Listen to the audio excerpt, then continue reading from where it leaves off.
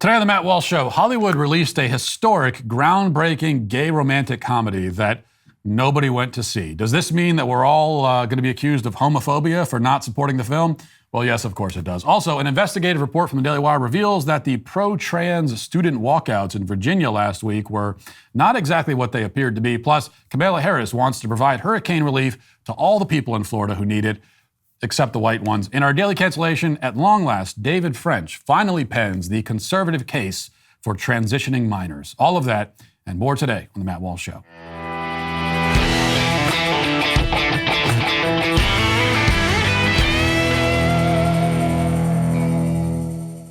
Inside every progressive is a totalitarian screaming to get out, and the team at Front Page Magazine has been unmasking these totalitarians since the earliest days of the internet. Founded by David Horowitz, a former red diaper baby and new leftist who ultimately became an enemy of the left and a best-selling author as well. Front Page Magazine has spent over 2 decades combating the radical left's efforts to destroy America. Their 2 new podcasts, The Right Take with Mark Tapson and The Jason Hill Show, offer riveting interviews and insightful coverage of politics, culture, and current events. The Right Take with Mark Tapson offers fascinating, in-depth cultural commentary as well as interviews with well-known conservative thinkers like Heather McDonald, Michael Walsh, and Mary Graber. The Jason Hill Show offers thoughtful, deep dives about the ideologies of the radical left and interviews with renowned intellectuals like Peter Wood and Bruce Gilley. It takes a village to combat the radical left's efforts to destroy America, and that's why, as a fan of my show, you should also check out these guys over at Front Page Magazine by visiting frontpagemag.com. And while you're there, support their cause by making a tax-deductible donation. Inside every progressive is a totalitarian screaming to get out, and no one understands that better than the team at Front Page Magazine. So go check out frontpagemag.com today. Well, you may not have noticed it. In fact, it seems certain that you did not notice it. But over the weekend, a truly historic moment occurred. A movie called Bros was released by Universal Pictures. Bros is historic because it is gay. And I don't just mean that it has gay actors. I mean, in that sense, it's like literally every other Hollywood film. And I don't mean just that it has gay characters. Again, in that sense, it's like every other Hollywood film. Hollywood is very gay, and Hollywood movies have a lot of gay characters and themes. But this movie is a trailblazer, we're told, because it's the first gay romantic comedy to be produced by a major Hollywood production company. And in case you're at all confused about this fact, the film's marketing material, especially its trailer, makes sure to beat you over the head with a tire iron of gayness just so that you don't lose sight of how historic everything here really is. So here it is, watch. Hey guys, it's Bobby Lieber coming to you from the future home of the LGBTQ+ Museum. Everyone is really excited and totally getting along. This happens to be Bisexual Awareness Week, and no one has acknowledged it. Lesbian History Month was in March. Nobody said a goddamn thing. Of course, lesbians get a month and we get a week. So what's happening? Didn't you guys have an announcement? This is a little unexpected, but we are in a throuple situation. You're in a throuple? Let me tell you what's progressive now. Being alone. I love my life. I love my freedom. I love my independence. That's kind of sad. That I don't want to be in a throuple. I don't even want to be in a couple. Bobby, I had sex with that 65-year-old. Jesus, he's ripped. I know, it's like they injected steroids into Dumbledore. Oh my God, that's Aaron. He's very hot. Gay guys are so stupid. I know. But we've been smart enough to brand ourselves as being smart. It's our little secret. Never mind. You saw enough of that. You'll be shocked to hear this, but that was a flop. Not just a flop, but a full-on fat guy jumping off a diving board belly flop type of flop. They were right. You know, it turns out the movie is historic. It made history by how poorly it performed at the box office. It's the gayest comedy of all time and also the brokest. And there's a Brokeback Mountain joke in there somewhere, but I'm not going to go there. I'll let you make the punchline. Despite tons of media hype and a $40 million marketing campaign, the film made less than $5 million on its opening weekend. It generated that paltry sum on 3,350 screens, which is a humiliating average of $1,500 per theater. The theaters, you know, they could have made more money just by like sending a few employees to panhandle in the parking lot. Just an abysmal failure. But on the bright side, I will admit at least that the comedy did get a laugh out of me by bombing in such a hilarious way. We must also note that this film failed so badly in spite of the evangelical efforts of the media, who sometimes commanded and sometimes begged us to go see this film. Kevin Fallon of the Daily Beast, for example, wrote an exhortation a few days ago, headlined, "Straight people, I beg of you, go see Bros in theaters." Calling us to allyship, Fallon declared that the film is both historic and, quote, miraculous, and informed us that it is our duty, is our responsibility as straight people to support it. He warned that if the movie doesn't earn a respectable return, we may never get to see Billy Eichner make out with a dude on camera again, a terrifying prospect, he says. But Fallon also assures us, wary heterosexuals, that it's a very good film on its own merits, he says. The good news, he says, is that the movie is crude, raunchy, and sexy, because those are obviously the adjectives that are going to motivate straight people to see a gay film. And best of all, Fallon says, Bros, quote, jokes about life as a gay male over the age of 30, over the age of 40 even, in New York City in a way that feels authentic. Now, part of that authenticity, apparently, is a four-way gay sex scene, which the writer promises rings true. I can just hear some average straight guy in Ohio, one of millions across the country, saying to his wife, "Hey, honey, let's go check out this gay romantic comedy called Bros tonight. Yeah, apparently it jokes about life as a gay male over 30 in New York City in a way that feels authentic. Yeah, Kevin Fallon, the Daily Beast, he says so. He says that we should see it so we could be good allies. Also, it's super raunchy and sexy with all the gay orgies and everything. Doesn't it sound great? We can go to Olive Garden afterwards." You can imagine these types of conversations, but you can only imagine them because they don't happen in real life. Kevin Fallon of the Daily Beast may or may not understand that, but the real point, I think, of trying to emotionally blackmail straight people into seeing a gay film is so that when we don't respond, the film's failure can be blamed on, you guessed it, homophobia. So the rest of this, I don't even need to tell you because you knew this was going to happen. Right on cue, the star of the film, Billy Eichner, was ready with this excuse. He was just right away Sunday night, he was tweeting up a storm, "This is all the fault of homophobia." So he tweeted, quote, "Last night, I snuck in and sat in the back of a sold-out theater playing Bros in Los Angeles. The audience howled with laughter from start to finish, burst into applause at the end, and some were wiping away tears as they walked out. It was truly magical." Yeah, sure they did. This has very sort of my girlfriend goes to a different high school vibe to it. Oh yeah, the audiences, they loved it. I mean, I promise you, I saw one. I saw an audience that loved it. I really did. Anyway, he continues, "Really, I am very proud of this movie. Rolling Stone already has Bros on the list of the best comedies of the 21st century. That part I believe. I bet they did do that. What's also true is that at one point, a theater chain called Universal and said that they were pulling the trailer because of the gay content. America, F yeah, et cetera, et cetera. That's just the world we live in, unfortunately. Even with glowing reviews, great Rotten Tomatoes scores, an A cinema score, et cetera, straight people, especially in certain parts of the country, just didn't show up for Bros. And that's disappointing but it is what it is. Everyone who isn't a homophobic weirdo should go see Bros tonight. You'll have a blast. And it is special and uniquely powerful to see this particular story on a big screen, especially for queer folks who don't get this opportunity often. I love this movie so much. Go Bros." All right, so you're a homophobic weirdo if you don't spend too much money and several hours of your time going out to watch a romantic comedy about men who meet at a gay bar and then proceed to have group sex with other gay men. You are a homophobic, you're not just homophobic, you're a weirdo. It is weird that you didn't hire a babysitter and take your wife out to watch that movie. It's actually weird. It's a weird thing. How weird is that? A pretty stark pivot in terms of messaging, we must say. Because the trailer, if you watch it all the way to the end, which we bailed, so you didn't see at the end, but this is in the trailer. The trailer goes out of its way to insult straight people. It says, straight people are over, they're irrelevant, they're stupid, they're terrorists. That's in the trailer. They're irrelevant and terrorists. That actually says it in the trailer. And then the movie bombs, and suddenly it's, hey, why didn't straight people come see this?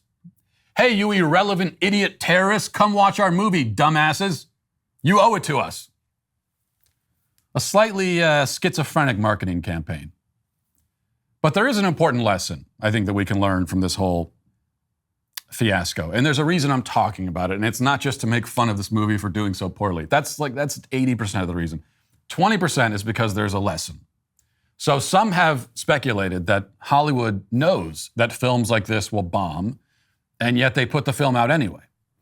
And I've seen that a lot on Twitter. Oh, Hollywood knew that this would happen because they don't care. It's just about the message. But that's not true, okay? Because Hollywood is still a business. And you don't make a film and release it on over 3,000 screens and spend $40 million marketing it if you don't think it will perform. Now, maybe you put it in a couple independent theaters, spend no money marketing it, and then you could just say, look, we made it, see, we're woke or whatever. Maybe you do that. But you don't put the money and support behind it if you don't think it's going to do well. And so they did think it would do well. They really expected it to be a hit, which only goes to show how terminally out of touch Hollywood has become. I mean, because there is, in fact, this is the great thing about this, there is no genre of film less likely to succeed than a gay romantic comedy.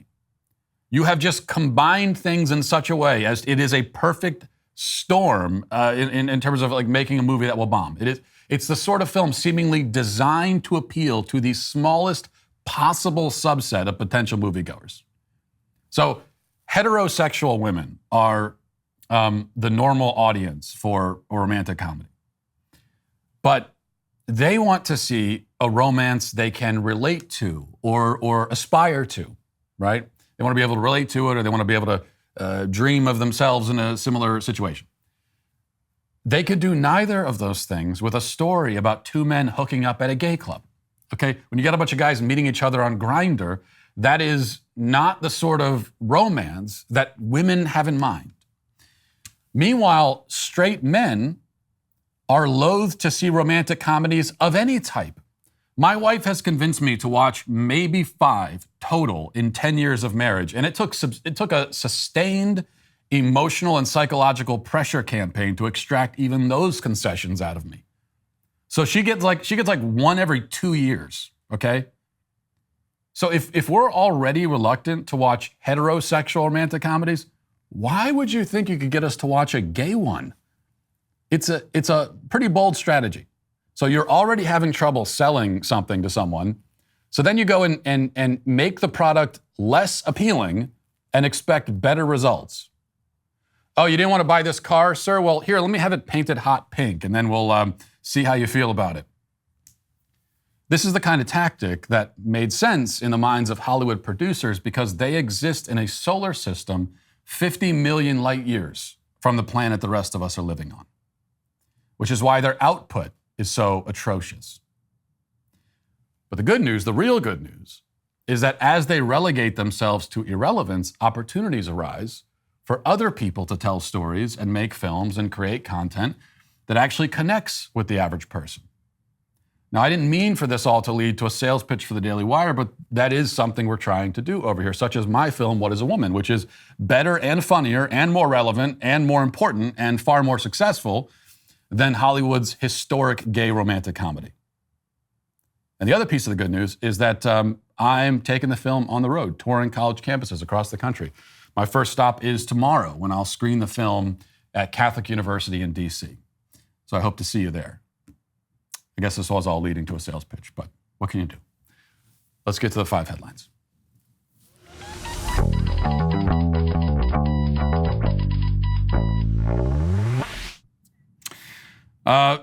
Another act of shameless promotion here, not self-promotion. This is something that needs to be promoted.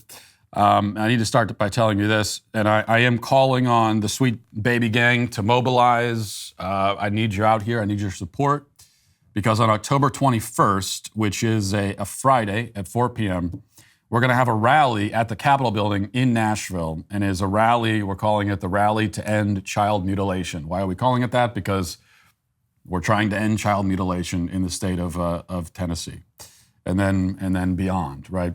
So we're mobilizing to put a stop to what Vanderbilt is doing, and not just Vanderbilt, by the way. Vanderbilt's not the only. Now they are the gender clinic in Tennessee, but there are other clinics that and medical establishments, alleged medical establishments that perform these so-called gender affirmation procedures on children, including plastic surgeons. Even plastic surgeons in our city perform top surgeries on minors. So we're putting a stop to it across the state, and that's what this rally is about. Is about calling for that and making sure that not just lawmakers in our state, but people across the country, the powers that be, realize that this is something that we're serious about. And we're obviously hoping for a big crowd. I'm expecting a big crowd. I think we're going to have a great turnout. Though I also have to say that as far as I know, no one's ever done anything quite like this on this topic before. Now, there have been and there are smaller, events and people mobilizing across the country, which is great. But I'm not aware of a big rally with thousands of people on this specific topic. So this perhaps will be the first. And that's what we're hoping to do. I am expecting, of course, I would be shocked if the opposition doesn't show up. So they're going to be there too, and they're going to be screaming and probably making a fuss because they want more children to be mutilated. And so I want to make sure that we have enough to drown them out. And I am asking if we got a few weeks to prepare for it. If you're able to drive out, if you're able to fly out, it'll be worth it. Because, like I said, even if you don't live in Tennessee, this is the beginning of a national movement. All right. Speaking of rallies, so you heard about ours, which is a real rally and a real demonstration. Now let's hear about a fake one. It's from the Daily Wire. It says national media covered walkouts by students supposedly objecting to transgender policies from Virginia Republican Governor Glenn Youngkin's administration. But an internal video of the, quote, student group shows that it's led by an adult former Democrat staffer and that the group knew that a large portion of students had no interest in the cause and simply wanted to skip school. Now, we talked about this last week, and I did say this, and you don't have to be Nostradamus. I don't have to be a prophet to predict it, but I did say that, number one, this is, although it's being sold as a student-led effort, I guarantee you that it is not. There are adults behind this. People in politics who know how to organize these kinds of fake grassroots efforts, and they're the ones doing this. And I also said that a vast majority of the kids walking out are only doing it because they want to leave school. And you can hardly blame them, given how miserable school is. And they want to get out, and so they're told that, oh, you just go stand outside, pretend that you care about this issue, and you're allowed to stand outside for 45 minutes. Most kids are going to take you up on that. And then when you start to understand it like that, you begin to see that the walkouts were actually a failure because it's kind of amazing they couldn't get all. Why didn't every student go? Given that they could leave class and stand outside and get some fresh air, have a kind of impromptu recess, why weren't they all out there? At some of these schools, there's only a few dozen kids. So even with the incentive as a kid, that number one, you can virtue signal to your peers that you're woke and progressive and all that. But more importantly, with the other even greater incentive that you can skip class, that still wasn't enough to get all the kids out. And maybe because the cause that they're rallying for is so horrific and incoherent and insane. Which is specifically, they were rallying. When I say they, I really mean the adults who put all this together. But they were rallying to oppose rules that would protect especially young girls in school and give them privacy and safety. So they were rallying to oppose the privacy and safety of girls. It's basically what it came down to. Continue, it says, in video of an internal Zoom call obtained by the Daily Wire, the Pride Liberation Project bragged about having tricked the media. The group's leader claimed, "We had at least 12,000 students walk out. We were the reason Joe Biden was asked a question on this issue." It boasted of coverage from USA Today, the Richmond Times-Dispatch, the Virginia Pilot, the Washington Post, AP News, and even some international outlets. But in a debrief after the walkouts, one student asked, quote, "I want to know if anyone else had this problem. Yesterday at the school walkout, we had about 200 kids participating, Most of the students were just there to skip class. Most of the flyers I handed out got handed right back to me because most of the people weren't there for the cause of the walkout. They just wanted to skip class. Another activist replied, I definitely had a lot of those people at my school. They're bolstering our numbers. We can count them. We can count them as people who walked out for the Pride Liberation Project. They're still helping, and they don't even realize it. A top organizer, Rivka Vizcardo-Lichter, replied, when helicopters are recording your school, they're not seeing which ones care and which ones don't. They're just seeing the numbers. So y'all slayed. Following the group's extensive coordination with media before the event, a local TV station dispatched a helicopter to capture a small group of students congregating. Oh yeah, because that's the other thing, right? When it's really a student-led demonstration, that's something that students know how to do. Like your average high school sophomore knows how to get in touch with news stations and coordinate helicopter flyovers. Yeah, that's something that a kid can do that, right? It's not like that indicates clear as day that it was really adults pulling the strings here. Arian? I don't know. Rowell, a college student and former legislative staffer for a Virginia Democrat who led the group on call, told participants the goal of mass mobilization is not necessarily to make people care about an issue. The primary goal is to give us credibility in the eyes of lawmakers. For the 30 people who actually know what the policy is and who actually know how they're going to advocate, those people suddenly have a lot of credibility when they talk to our Virginia lawmakers. Now, let's see, a couple of things I want to mention before we talk about it. It says some of the core group of activists on the call seemed to have little grasp on the policy that they were disputing. One asked, if this bill does end up getting passed, would that stop us from being able to have a gay student association? Which, of course, it wouldn't at all. In an internal message board, Rowell shared a talking point document that told people what to say, including repeatedly invoking suicide. If someone asks if the walkouts jeopardize learning, he told them to say, quote, how can my friends possibly learn about photosynthesis in biology class when they're worried about whether they'll be able to come home to a safe place that night? The Talking Points memo said to tell reporters that, quote, I've had to talk friends out of suicide at 2 a.m. in the morning, and I've not met a single queer student who isn't depressed. So this is a Talking Points memo that doesn't just give them arguments or arguments to use, points to make, little factoids and all that.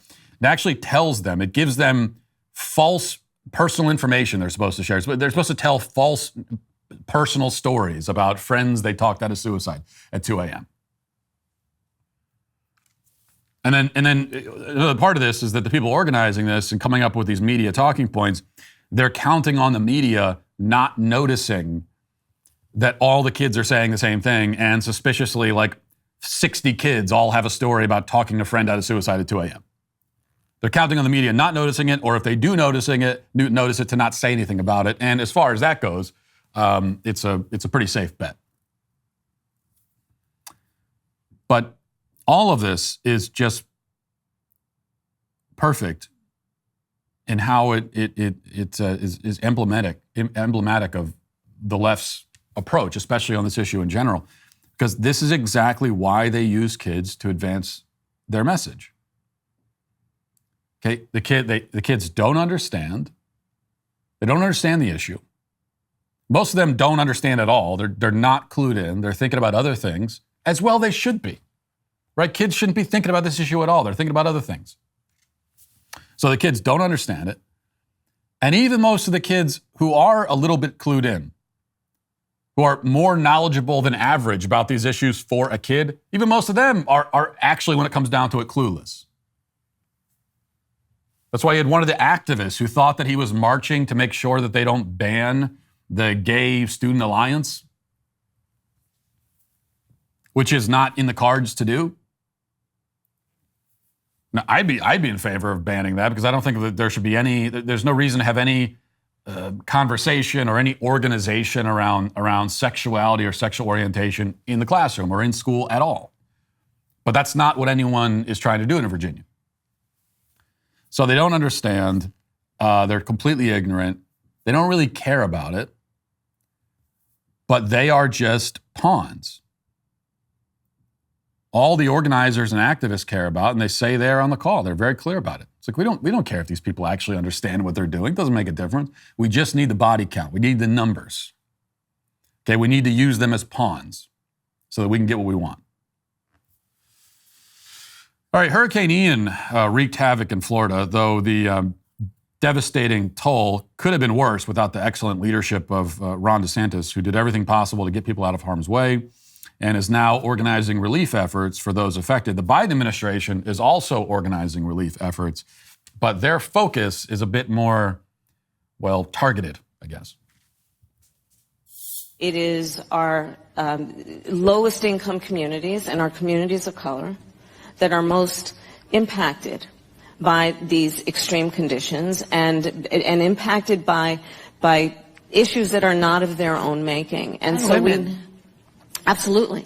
And so we have to address this in a way that is about giving resources based on equity, understanding that we fight for equality, but we also need to fight for equity, understanding not everyone starts out at the same place.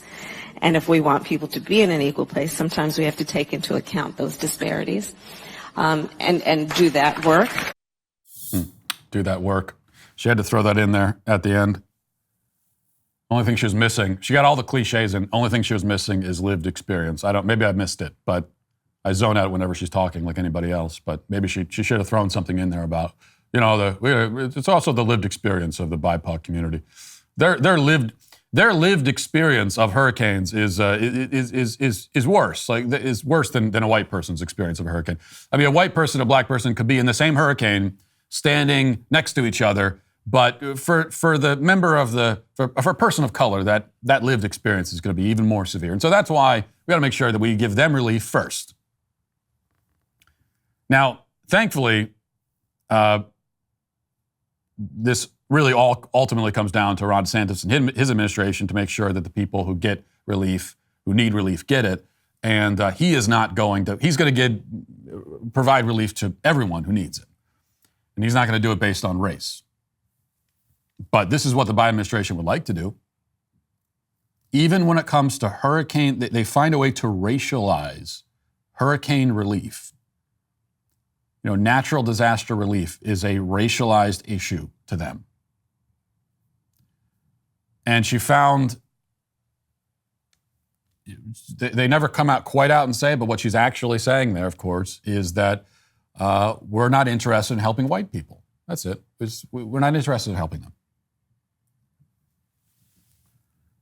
And they're never required to defend this idea. This idea that hurricanes affect black people more than white people? What? Can you explain that?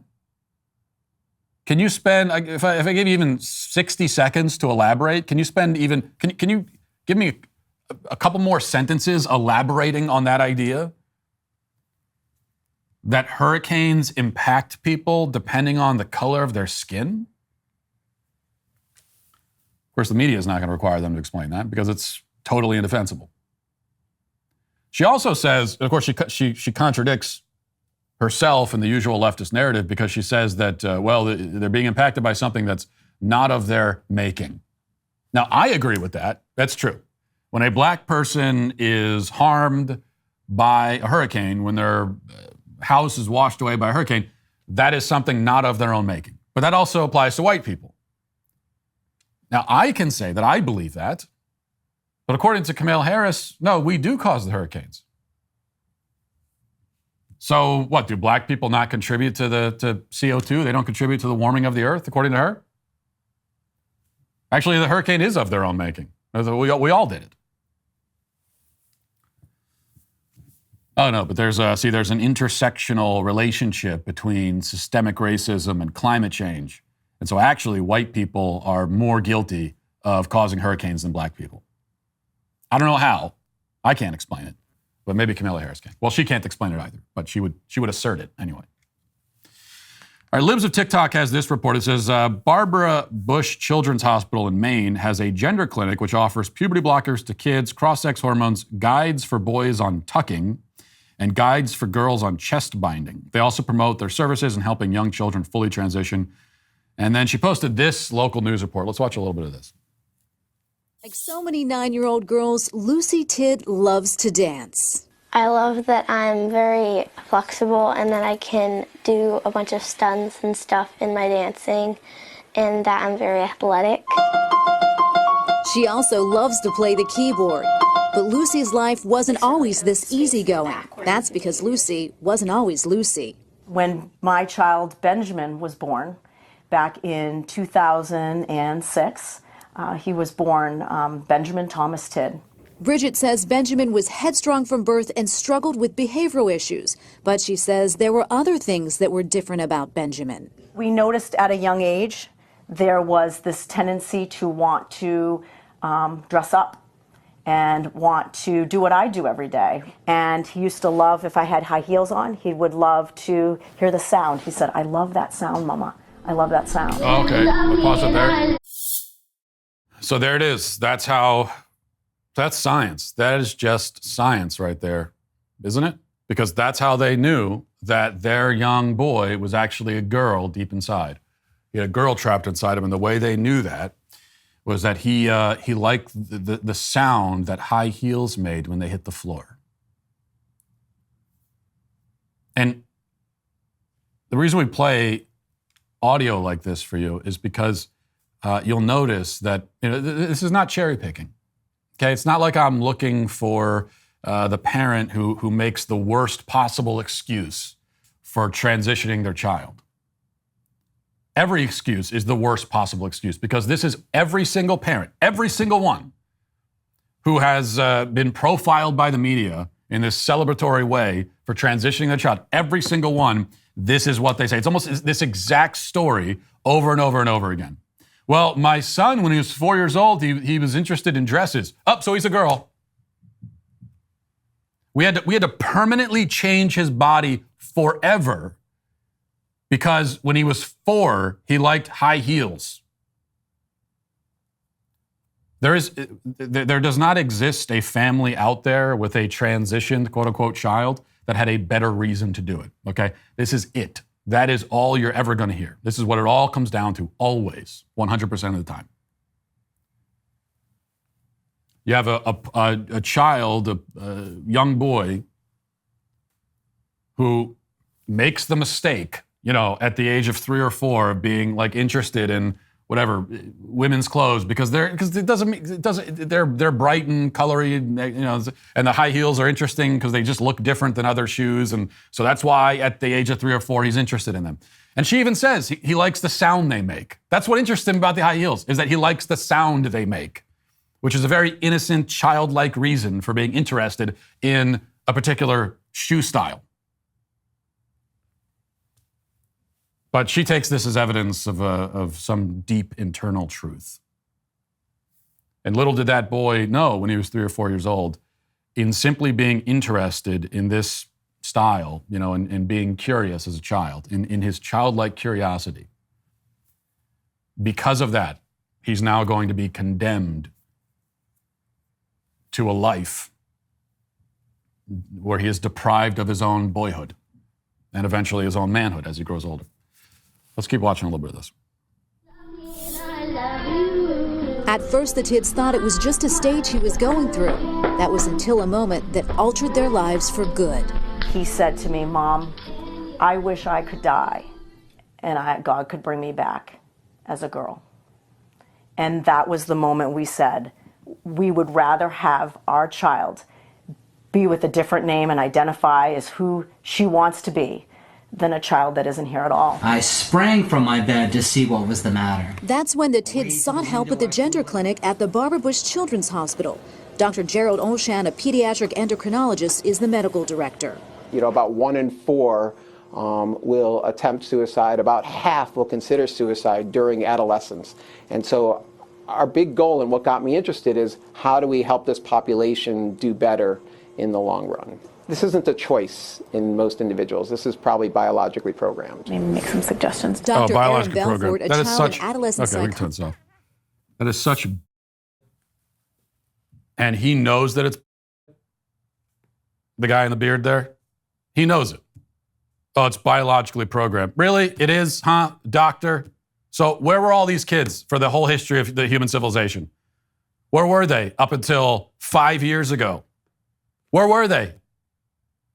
So you're positing a vision of human history where there were cumulatively billions of trans people who just never came out of the closet because they weren't being affirmed. Well, if that's the case, then why wasn't there a mass epidemic sustained over centuries of suicide? Because what you're telling us is that it's biologically programmed, all these kids are trans, and half of them will kill themselves or at least attempt it if they aren't affirmed. Well, then what? We should have just millions and millions and millions of suicides over just the last century alone.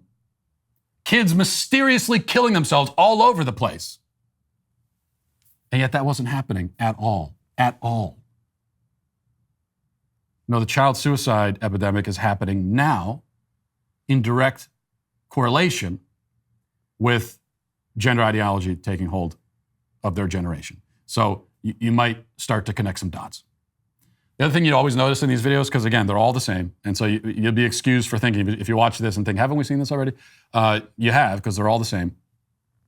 And it's the same story over and over again. The lamest possible excuses for doing this to a child. But the other thing that you notice in these videos, every single time, right? Either there's no father in the picture at all, so we're just hearing from the mother, or the father is there and he's sitting there. He's this henpecked, pathetic little worm just sitting there all frail, saying nothing. So, but either way, the father's always silent. Not a big surprise. No. When you've got a boy who is literally, or not literally, but when they are literally attempting to turn a boy into a girl, that can only happen if the father is absent. Be it physically absent, he's just not in the picture at all, or he's there, he's a warm body, but in every other sense, emotionally, spiritually, psychologically, he's absent. He's just a big nothing of a man. All right. Let's see. A couple other things I wanted to mention. And, all right, so I've had this for a few days, and I wanted to talk about it briefly. Yahoo News has this David Simon, who's the creator of the classic HBO drama The Wire, which is one of my, I know I'm not very original in saying it's one of my favorite shows, but it is, bristled on Tuesday in defense of the show after it was called, quote, the best piece of conservative art ever made. Simon, reacting in a lengthy Twitter thread that ran to 30 posts, seemed to suggest the show could, in the same vein, represent police in a positive light as it related to the fight against violent crime and homicide, while also highlighting the wasted resources they inhabit in the wider war on drugs. Simon wrote, quote, when an S-bird mangles an opponent's language into his own rhetoric, you can be assured of one thing. He's stuffing a straw man weak enough so he can wrestle with it. Two things can be true at once, and in this case, they are. And then he goes on from there. So, and it is a really long, I can't read the whole thing. He goes on and on and on about it.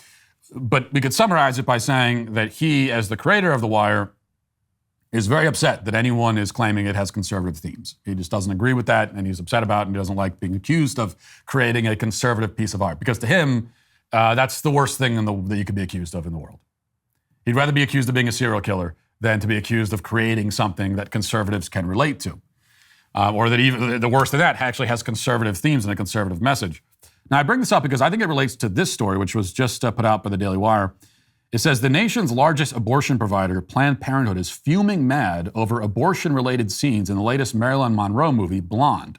The controversial Netflix film humanizes the unborn on numerous occasions and includes a depiction of a violent, forced abortion that haunts the actress.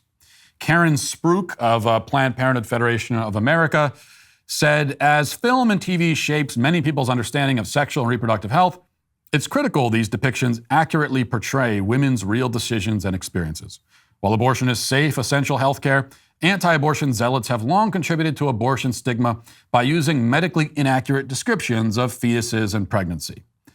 Andrew Dominik's new film Blonde bolsters their message with a CGI talking fetus depicted to look like a fully formed baby. And then she goes on. She's very upset that this abortion was depicted. Now, I haven't seen this movie Blonde. I don't plan on it. I know it got a lot of hype because I believe it's NC-17, but you don't see those kind of films very often. And from what little I understand of the film, I don't think it has a necessarily explicitly conservative message, and I doubt that was the point the filmmaker was trying to make. However, it just brings us to this, that movies or shows which depict real life and speak to real experiences will inevitably have conservative themes. That's all we really mean. When we say that a movie or a show has conservative themes or it's conservative, it's just real. It speaks to real things, and it also has a grasp on good and evil. So if you've got that going for you in your film or your show, then in that sense it's, quote, conservative. Which should tell you something about conservatism versus leftism and where you want to align yourself. And this is especially the case when it comes to depictions of abortion. Because really any show or film that depicts abortion or centers itself around abortion or has abortion as part of the plot, it ends up coming off like an anti-abortion film, even if that's not what's intended. And it rarely is intended. But it can't help but come off that way because abortion is in reality so grotesque and abominable and horrific. And so if you deal with it in any kind of real way at all, I mean, your only hope is to go about it in a really glossy sort of way, and there have been movies that have attempted that. There have been comedies, abortion-related comedies that they try to dress the whole thing up as somehow sort of quirky and funny. Even that ends up failing. I mean, if you were to sit and watch those movies, you'd still come away from them thinking, this is just horrible, this is depressing, this is terrible. But if the filmmaker, whether he's pro-life or not, doesn't matter, if he actually shows the reality of abortion, and we say that, we don't necessarily mean, doesn't have to show the actual procedure, quote unquote, procedure itself, but just shows what it is. And then also, crucially, the effect it has on the woman after the fact. If it does that, it's going to end up being pro-life. Just by default. Inadvertently, but still. Similar thing with The Wire. I mean, that's why you could accuse The Wire, accuse it of being conservative. Now, it doesn't have anything to do with abortion. I don't think abortion factors in. But it does have a pretty firm sense of good versus evil. Now, that's not to say that the characters, there's lots of shades of gray in the actual characters and in their own motivations and their own moral guilt for the things that they do. So that's where you have complexity, and that's true to life. But there is good and there is evil in the world of The Wire.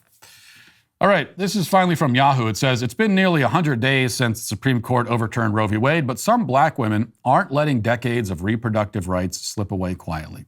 On Friday, black women from several reproductive and racial justice organizations are challenging Americans to put down their work and come together for a collective day of action that they're calling a Day Without Us.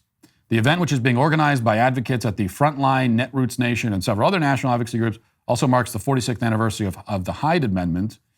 As for how the day is actually going to work, the general idea is that folks would skip work and their routines to attend an all-day digital teach-in session starting at 11:30 a.m. Eastern Time. And so this is what they want. I guess this is focused especially on black women, but not just them. I think anyone could join in. This already happened, by the way. This happened on Friday. So what they were saying is we want you to drop out of everyday life for a day. And I think it's no matter what your race is, if you're pro-abortion and you really believe in, quote, abortion rights, drop out of life for a day and don't go shopping, don't go to work, and we'll show everybody. We'll let them see what it's like to not have us around. But this was on Friday, and nobody noticed. I'm not trying to be mean here, but no one noticed at all. So the pro-abortion women dropped out of life for a day, and literally no one noticed. Everything continued as normal. There was not even the slightest inconvenience to anyone, which is not the point you want to make. Okay, that's why you got to be really careful. If you're going to organize an event like this, you have to have some idea ahead of time of how many people are going to participate. And it's also important that if you're trying to mobilize a certain group of people, that they actually have sort of a pivotal role in society and they have important jobs. And so then if they stop doing that job for a day, people will notice. But like pro-abortion feminists, I mean, most of them don't even have jobs in the first place. So it doesn't work out. It's kind of like if you you go on vacation for a week and you tell yourself that, my job, things are going to fall apart without me. And then you come back and everything's working. Actually, things are working better than they were. It's like things work better without you. Then you're in bad shape.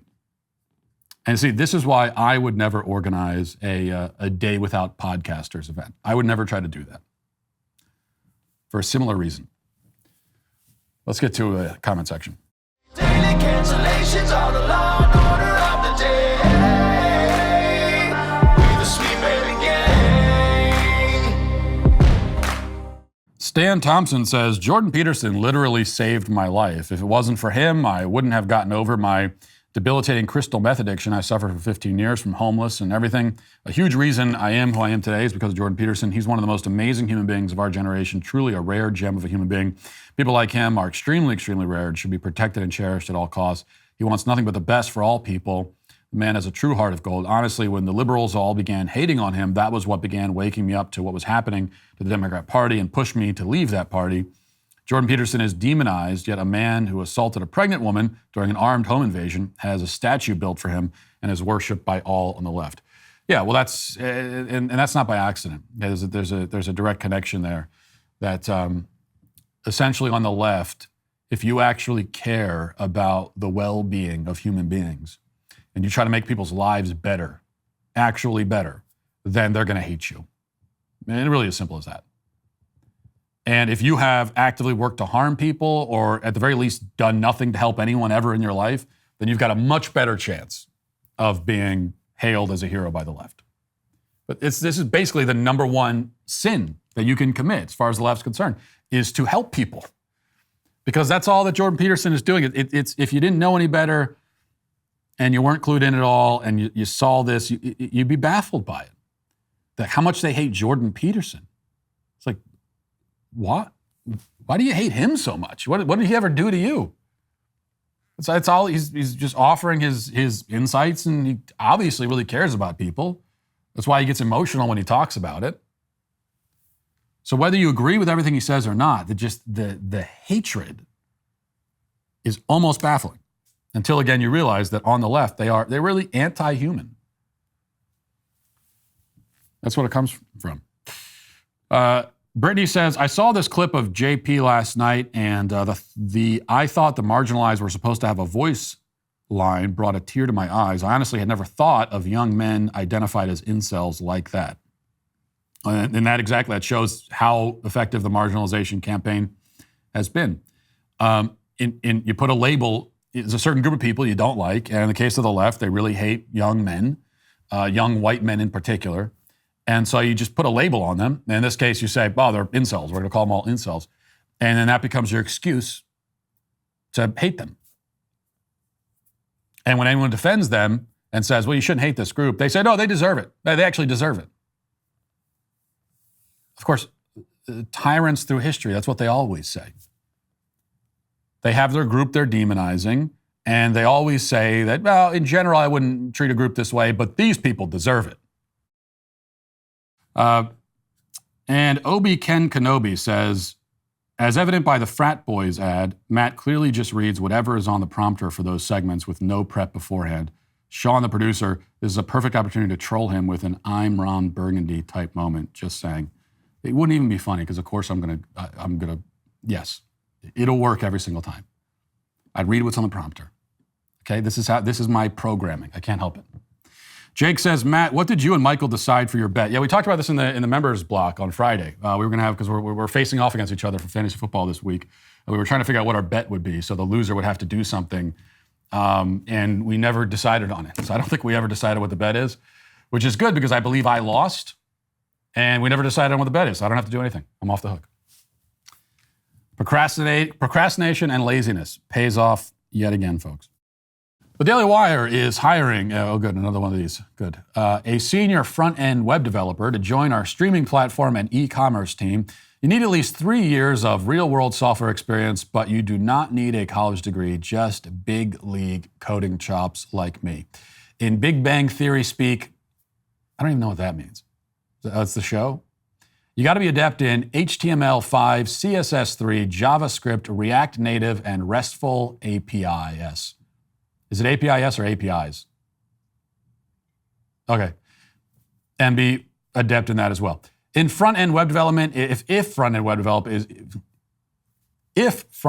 development is your love language, apply to join us in Nashville, where you will upgrade the user experience and beauty, not just of our streaming platform, but more importantly, of my sections on the website. So go to dailywire.com/careers to apply today. Also, the Daily Wire is hiring a senior vice president of marketing, analytics, data, and operations.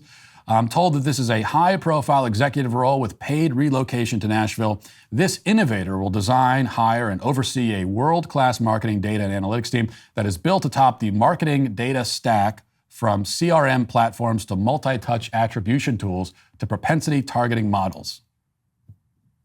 This leader will, for example, study which Daily Wire shows and films most interest the fans, and also which Daily Wire host is most annoying. So if you understand what a full marketing data and analytics stack is, then you should head over to dailywire.com/careers now to apply. And please, someone do this so they stop making me read this ad. I beg of you. Now let's get to our daily cancellation. Well, David French is a name famous, you might say infamous, among conservative media types on Twitter, though largely unknown outside of that admittedly somewhat insular circle. French is one of those self-professed, reasonable, and principled conservative pundits who proves his reasonableness by focusing his criticism almost entirely to the right. He likes to focus especially on attacking what he views as far-right extremist evangelicals. He believes that the biggest problem in the Christian church is that Christians are too militant and too right-wing, which is to say that David French is, just based on that alone, totally clueless, because the actual problem in the church is quite the opposite of that. But up until this point, French had not spent much time applying his brand of cluelessness to the debates over gender ideology, which is a rather noticeable evasion, especially because he lives, I believe, in Tennessee. Yet he has said nothing about the Vanderbilt scandal, and still has said nothing about it, actually, but he has finally chimed in on the broader topic. And what he had to say is somehow even more vapid and incoherent than I even expected. So I'm going to read from his piece on the Dispatch, and he begins with what seems to be an encouraging note. He says this: I'm a person who believes in the traditional Christian doctrines of marriage and sexual morality. I don't believe in sex outside of marriage between a man and a woman. I don't agree that trans men are men, or that trans women are women. And while I strive to treat every person I encounter with dignity and respect, I don't use preferred pronouns because their use is a form of assent to a system of belief to which I do not subscribe. So I will say that David French not using preferred pronouns is a curveball that I didn't see coming. Maybe I misjudged the man, or maybe not, because he continues. That makes me pretty far right, correct? Well, not when the right gets authoritarian or closes its mind and heart to the legacy of real injustice. Oh, well, see, there's the David French we know and love. He goes on to rightly condemn California for its recent legislation making itself a sanctuary state, quote unquote, for child sex change operations. It's a place where minors can now come and be mutilated and sterilized without parental consent. French says that that's wrong. And he's right, that it is wrong. But of course, he can't just leave it there. Now comes the classic David French false moral equivalence. He says this: this wouldn't be 2022 if the story ran only one way. Just as California has escalated the culture wars by potentially severing the parent-child relationship when parents object to various methods of gender reassignment, Texas now threatens to break families when parents consent to those same treatments. In February, Texas Attorney General Ken Paxton wrote to Texas Representative Matt Krause and argued that certain sex change or gender reassignment procedures, including various surgical procedures and the prescriptions of puberty blockers, can legally constitute child abuse under several provisions of Texas law. The Texas directives and DFPS investigations are currently subject to litigation, and I have little doubt that California will face its own lawsuits. But this is where we are now. It's not enough to disagree over important matters. Now, the culture war requires a direct attack on the most fundamental American liberty interests. Okay, but how is protecting children from grotesque physical and sexual abuse, a direct attack on liberty. Whose liberty is being attacked? The abusers? I mean, is he worried about the abuser's liberty? Well, yes, precisely. Reading on, it says, in an excellent comprehensive piece at Public Discourse, Catholic University professor Melissa Moschella outlines the stakes well. After outlining the risks and side effects of popular gender-affirming measures like puberty blockers, she writes, quote, "It is clearly untenable to claim that parents who are hesitant to rush their children into risky, controversial medical treatments of unproven efficacy are guilty of medical neglect. But that's not the entire story. A similar admonition applies to the right. Again, here's Moschella. Given current divisions in medical opinion, loving and responsible parents may be convinced that such treatments are necessary for the child's health. Thus, it is clearly within the parent's sphere of constitutionally protected child-rearing authority to seek a legal medical treatment for their child following the advice of the child's doctors." And French agrees with Moschella, saying, quote, "Yet, as serious as the constitutional deprivations are outside of criminal law, it is difficult to think of an exercise of state power more raw, immediate, and devastating than the use of state power to sever the bond between parent and child. It is a power to be exercised sparingly in the most extreme cases. It's not a power to enlist in the culture war over one of the emotional and contentious contests of our time. At a time of profound public division and deep moral conflict, pluralism suffers from a serious disadvantage compared to the illiberal extremes of far right and far left. States should pass age restrictions prohibiting dramatic medical interventions for children at an absolute minimum. They must require parental consent, but they can express their values and pass the regulations while still remembering a singular moral and constitutional command. Leave loving families alone." Okay. So we must congratulate Mr. French. I mean, he noticed how the left has staked out an incoherent and morally insane position on this topic, and he endeavored to one-up them by adopting a position even more incoherent and morally insane. And he succeeded in his goal. Against all odds, he succeeded. It's bad enough to argue that some little girls are actually boys inside and need to be surgically and medically altered to turn them into their true selves. It's even worse to acknowledge that all of that is nonsense and yet defend a parent's right to mutilate their children anyway. So French, as he says, knows that boys aren't girls, and yet is now willing to call it, is not willing to call it child abuse when a parent has a boy physically and permanently damaged in order to make him into what he isn't and can never be.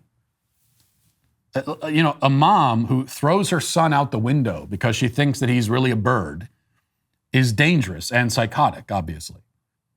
But the sane man who sits by and watches it happen and even defends the mother's right to do it is something even worse, I would say.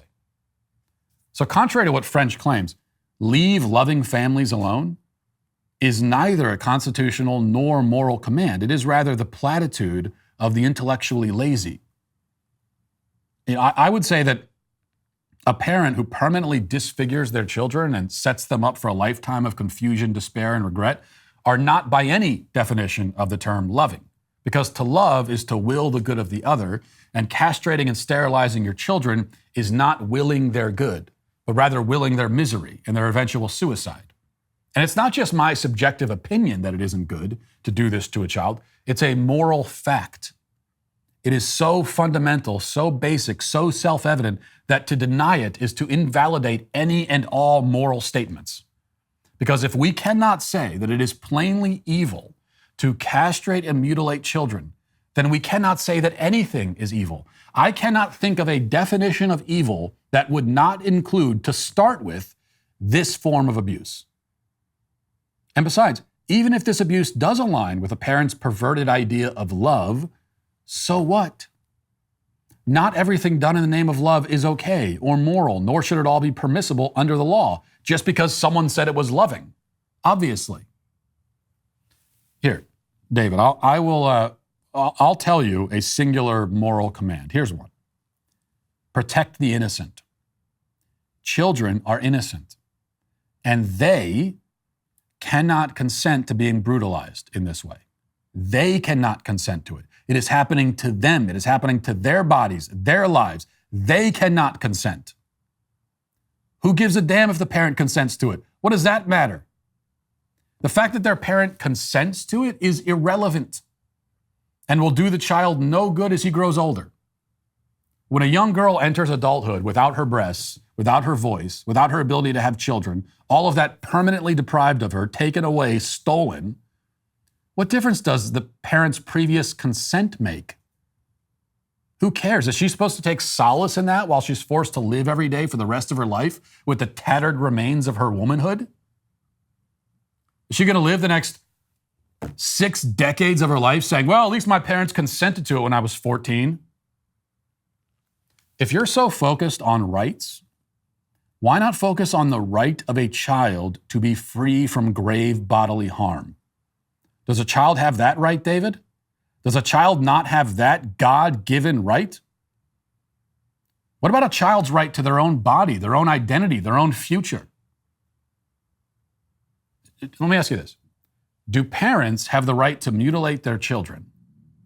Or do children have the right to not be mutilated? That is the central question. That is the question right there. And one with an obvious answer, if you ask me. It's the most obvious and the easiest answer imaginable. Yet it's an answer that you still fail to get right, which is amazing. And even worse, you know better. And you admit that you know better. And for that reason, David French is today canceled. And we'll leave it there for this portion of the show as we move over into the members block. Hope to see you there. If not, talk to you tomorrow. Godspeed.